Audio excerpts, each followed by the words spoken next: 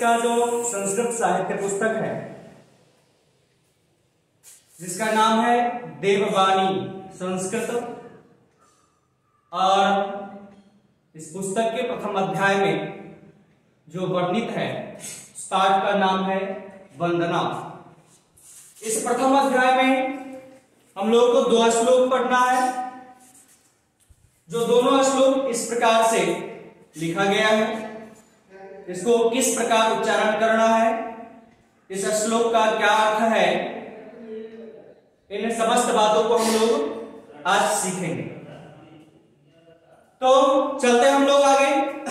यह 2 श्लोक हमारा प्रथम श्लोक है, जिसको आप लोग पूर्व से जान भी रहे होंगे, और अगर नहीं जानते हैं तो आज हम लोग पूर्ण रूप से इसको जानेंगे।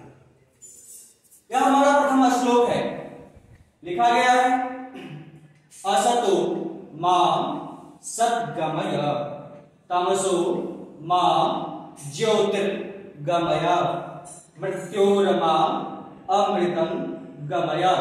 यह जो सिंबल है, इस सिंबल को हम लोग खंडाकार अ के रूप में प्रयोग करते हैं, जिसको संस्कृत में आधा अ कहा जाता है। इसका आकार अंग्रेजी भाषा का एक लेटर है एस, उसके तरह होता है, और इसको खंडाकार अ या आधा अ के रूप में उच्चारण किया जाता है।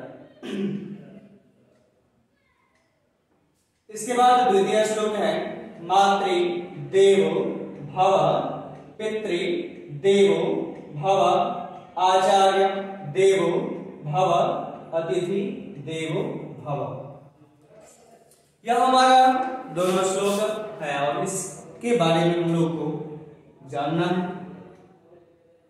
सबसे पहले इसमें लिखा गया है असतो मां सद्गमय। असतो का अर्थ होता है असत्य, और मां का अर्थ है मुझे। सद्गमय, सद का अर्थ है सत्य, और गमय का अर्थ होता है ले चलो या ले जाओ। तमसो, तमस का अर्थ होता है अंधकार, मां का अर्थ होता है मुझे। ज्योति का अर्थ है प्रकाश, गमय का अर्थ है की ओर ले चलो। इसके बाद मृत्यु, मृत्यु का अर्थ मृत्यु है, और अमृतम अर्थात अमरत्व की गमय का अर्थ है ले चलो। यह इस श्लोक का अब हम लोग भावार्थ समझेंगे। असतो मां सद्गमय का अर्थ है असत्य से सत्य की ओर ले चलो। जो जब कोई भी व्यक्ति जन्म लेता है तो संसार में सत्य क्या है, इस चीज का निर्धारण करना कठिन होता है। तो ईश्वर से इसमें प्रार्थना किया जा रहा है, हे ईश्वर हमें असत्य से सत्य के मार्ग की ओर ले चलो। तमसो, तमस का अर्थ है अंधकार। यहां अंधकार से, जिस अंधकार को नित्य हम लोग देखते हैं उस अंधकार से नहीं है। यहां अंधकार का तात्पर्य है कि अज्ञान रूपी अंधकार।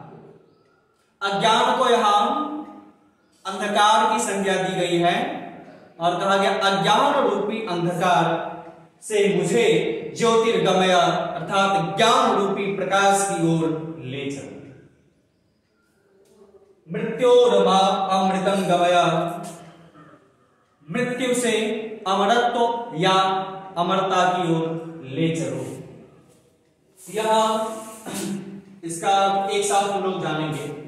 इस श्लोक में लिखा गया है हे ईश्वर मुझे असत, असत का अर्थ होता है बुराई, से सत अर्थात अच्छाई की ओर ले चलो।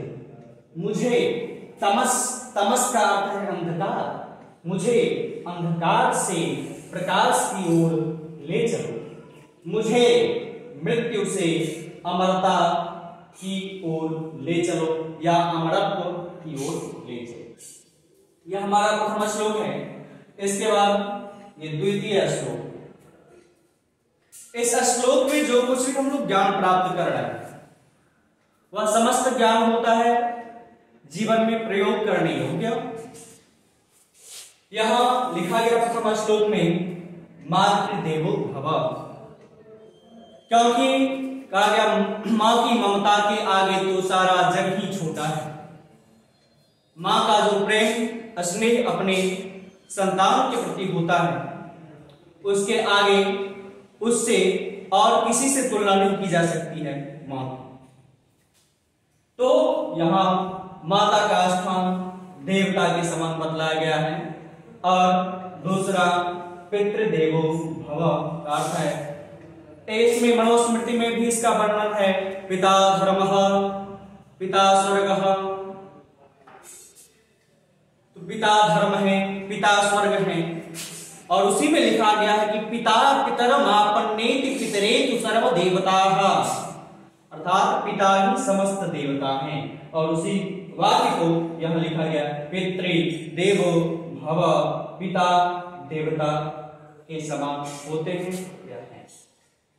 इसके बाद तीसरा आचार्य देवो भव, इसका भी वर्णन पुराणों में आता है। एक श्लोक है, गुरुर्ब्रह्मा गुरुर्विष्णुः गुरुदेवो महेश्वरः गुरु साक्षात् परम ब्रह्म तस्मै श्री गुरुवे नमः। तो ऐसे आचार्य, गुरु शब्द का सामान्य अर्थ होता है गु का अर्थ होता है अंधकार, गु का अर्थ होता है प्रकाश, और जो हमें अज्ञान रूपी अंधकार से ज्ञान रूपी प्रकाश की ओर ले चले वह गुरु, और उसकी संज्ञा आचार्य से दी गई है और लिखा गया है आचार्य देवो भव। इसके बाद अगला शब्द है अतिथि। अतिथि का यहां कहा जाता है इसको कि जिनके आने की तिथि निर्धारित नहीं हो उसे हम लोग अतिथि के नाम से जानते हैं। और यहां लिखा है अतिथि देवो भव, जिनके आने की तिथि निर्धारित नहीं है वह आते हैं तो वह हमारे यहाँ देवता के तुल्य हैं और देवता के समान मानकर उनकी सेवा करनी चाहिए। इन समस्त बातों को हम लोग को सीखना है और अपने जीवन में प्रयोग में लाना है।